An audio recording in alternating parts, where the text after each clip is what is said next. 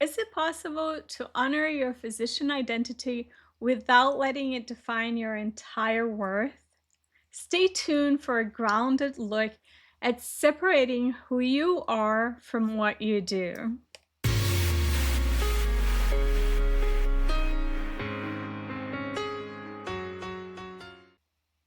Welcome back to the Resilient MD, the podcast and YouTube channel where women physicians explore how to care deeply without losing themselves in the process.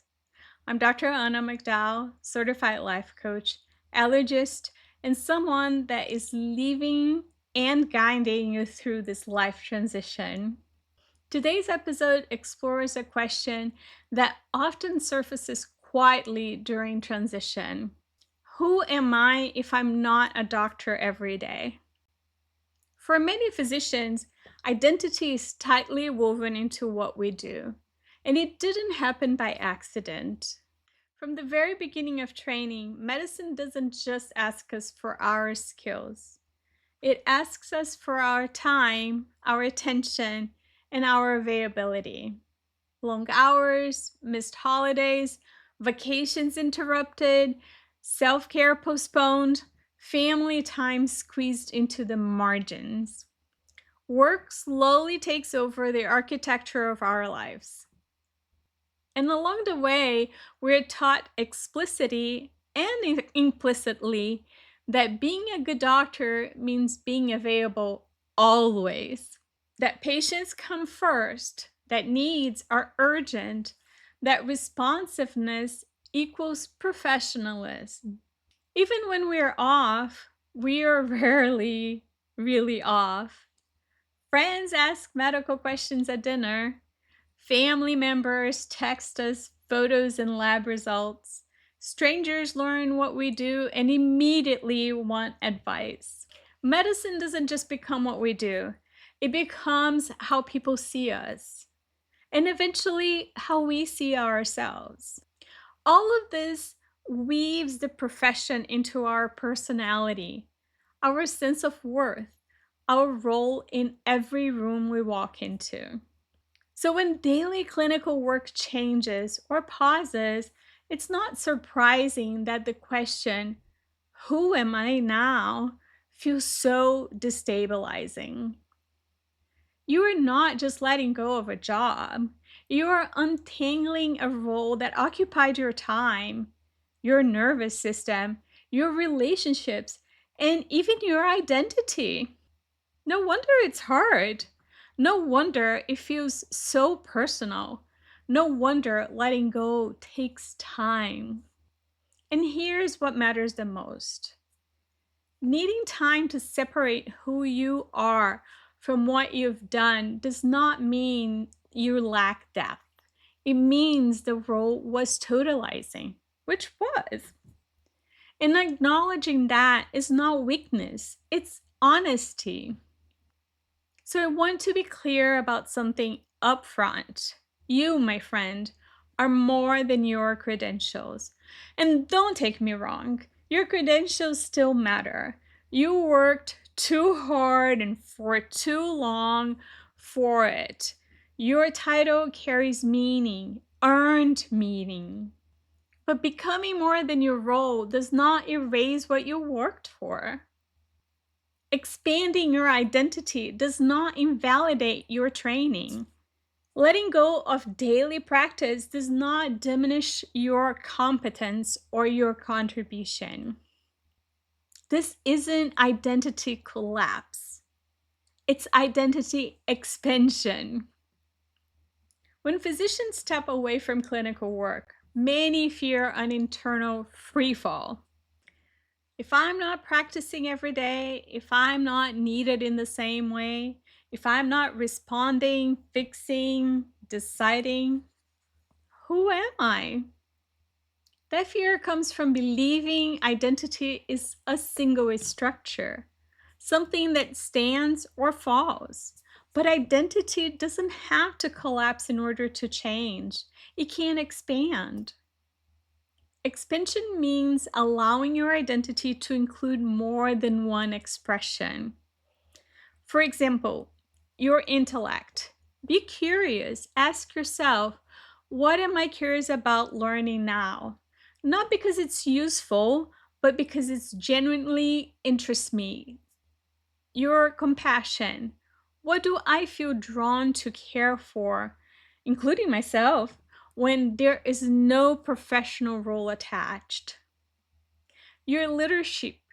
How do I naturally influence or support others when I'm not in charge or responsible for outcomes?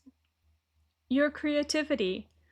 What wants to be expressed through me, writing, movement, ideas, or play, without needing to be productive or polished? Your humanity. Who am I when I'm tired, joyful, uncertain, or simply present without needing to perform or provide? Medicine may be one chapter, a profound one, but it's not the only container for who you are. One of the most common reflexes during transition is to ask, what's next? What's my next role? What's my next identity? What's my next plan? But early in transformation, this question often creates pressure instead of clarity. Because when identity is shifting, asking what's next too soon assumes that something must immediately replace what was. Instead, a more supportive question might be, what's here now that I couldn't feel before? Clarity about direction often comes later, after space, rest, and integration. You don't need a new label yet. You don't need a new role yet. What you need, my friend, is room.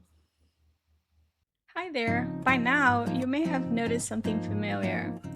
That New Year's resolution you made with so much hope.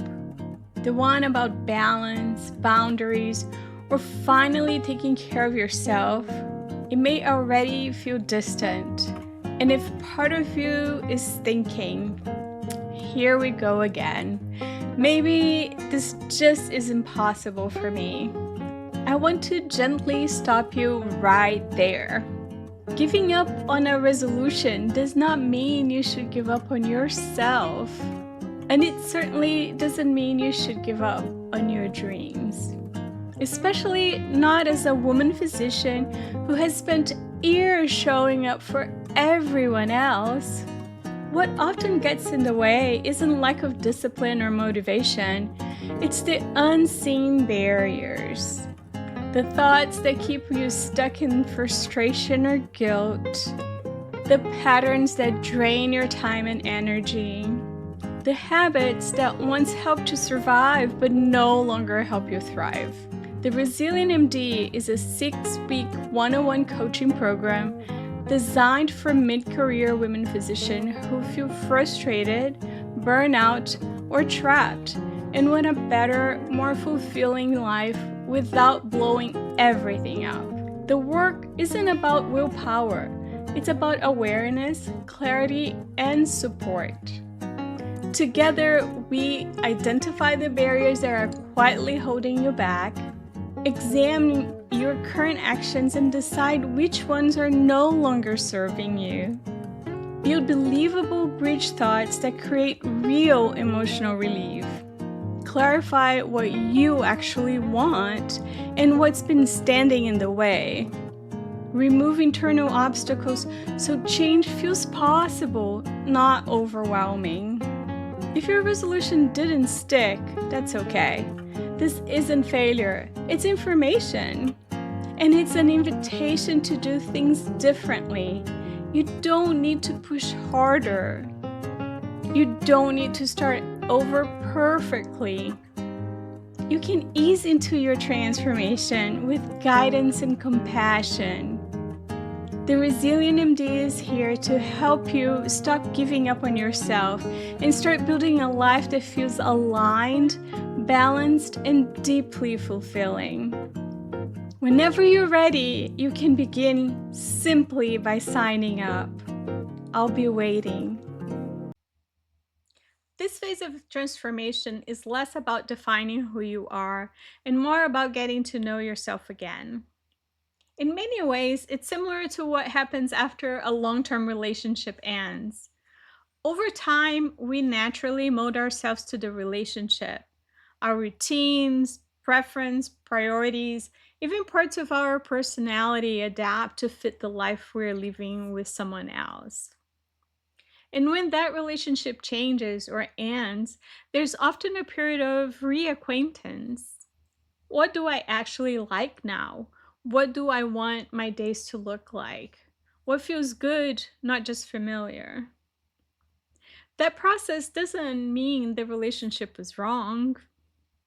It means it mattered. The same thing happens with a life spent in a demanding career, and especially in medicine.